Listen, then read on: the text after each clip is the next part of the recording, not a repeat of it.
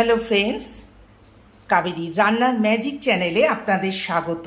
এখন বাজে সন্ধে 6টা। তো চলে এলাম স্ন্যাক্স নিয়ে, হোলি স্পেশাল স্ন্যাক্স। আজকে বানাবো আমি ভেজিটেবিল চপ। তার জন্য দেখুন আমি গাজর আর বিট কেটে নিয়ে আমি মিক্সিতে ঘুরিয়ে নেব। এটা খুব ভালো পদ্ধতি আপনারা অবলম্বন করবেন, যে পাতলা পাতলা করে কেটে মিক্সিতে ঘুরিয়ে নেবেন। কেউ কেউ কুড়েও নেয়, আমিও করেছি, মাঝে মাঝে কুড়ে নিয়েছি। আর এখানে আমার মিক্সি রেডি, মিক্সার গ্রাইন্ডার, তাতে একটুখানি পিষে নিই। আর এখানে আমি একটা আলুকে কেটে সেদ্ধ করে রেখেছি। একবার ঘুরিয়ে নেওয়ার পর দেখুন কি সুন্দর হয়ে গেল। একটু কচকচে রাখবেন, একদম মিহি করবেন না। চলুন শুরু করি আজকে Dolyatra special snacks vegetable chop. আমার অলরেডি তেল গরম হয়ে গেছে, সাদা তেল নিয়েছি। এবার আস্তে আস্তে কুড়ে রাখা বিট গাজরগুলো আমি এতে দিয়ে দিলাম। এবার গ্যাসটাকে একদম সিম করে দিয়ে আস্তে আস্তে নাড়াচাড়া করব। বন্ধুরা, আপনারা করে দেখবেন, আমার পদ্ধতিতে ভেজিটেবিল চপ একদম মুখে লেগে থাকবে। এবং আমি সবসময় বলি, আমি খুব সহজ পদ্ধতিতে আপনাদের সাথে শেয়ার করি। একটু জলটা মরে আসার পর সেদ্ধ করা একটা আলু আমি এর ওপর দিয়ে দেব।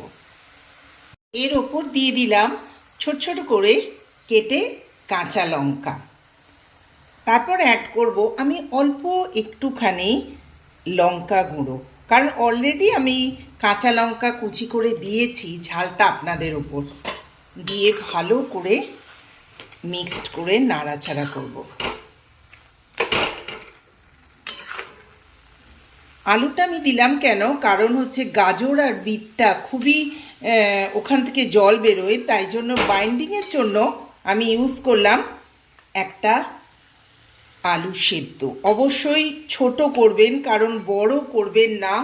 কারণ আলু যদি বেশি হয় তাহলে বিট গাজরের যে গন্ধটা সেটা কিন্তু আপনারা হারিয়ে ফেলবেন। তখন মনে হবে আমরা যেন আলুর চপ খাচ্ছি, ভেজিটেবিল চপ খাচ্ছি না। এরপর দিয়ে দিলাম পরিমাণ মতো নুন। নুনটা একটু কমই দেবো। তারপর দিয়ে দিলাম 1 চামচ চিনি। আমরা যেহেতু দুজন, তার কোয়ান্টিটিটা আপনাদের সাথে শেয়ার করি। আমি একটা বড় বিট নিয়েছি আর একটা বড় গাজর নিয়েছি, আর নিয়েছি ছোট্ট একটা আলু।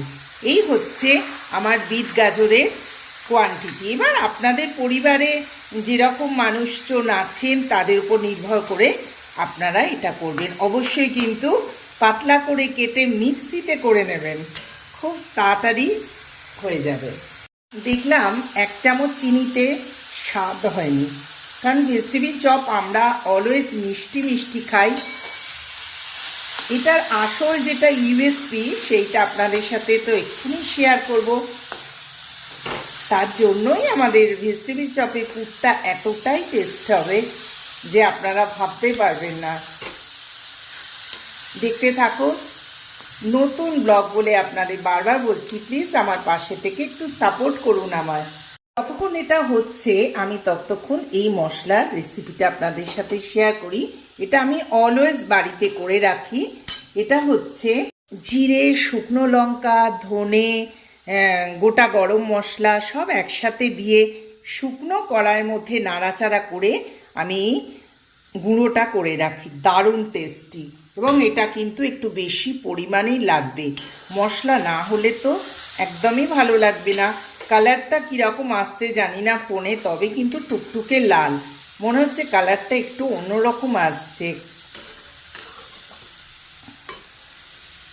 হতে থাক, আমি গ্যাস কমিয়ে দিয়েছি।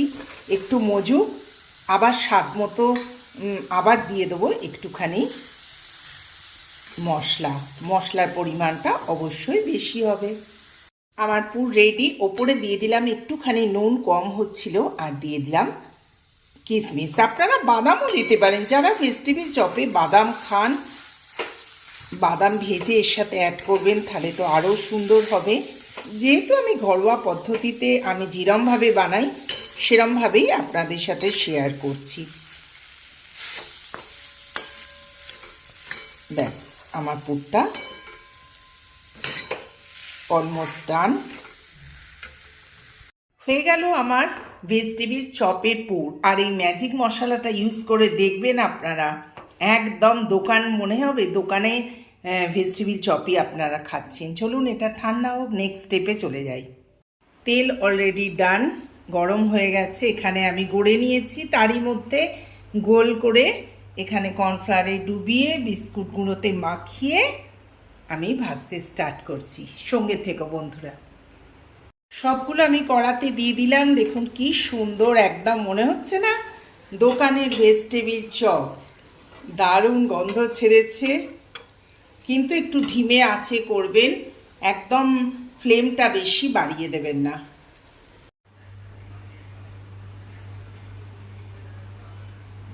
ভেজিটেবিল চপ আমার রেডি হয়ে গেল। সঙ্গে নিয়ে নিচ্ছি গরম গরম চা। তো আপনারাও এর সাথে চা খেয়ে নিন বন্ধুরা। টাটা, আজকের মতো। Please do like, share and subscribe my channel Kaberi magic চ্যানেলে পাশে থাকবেন, বেশি বেশি করে সাপোর্ট করবেন প্লিজ।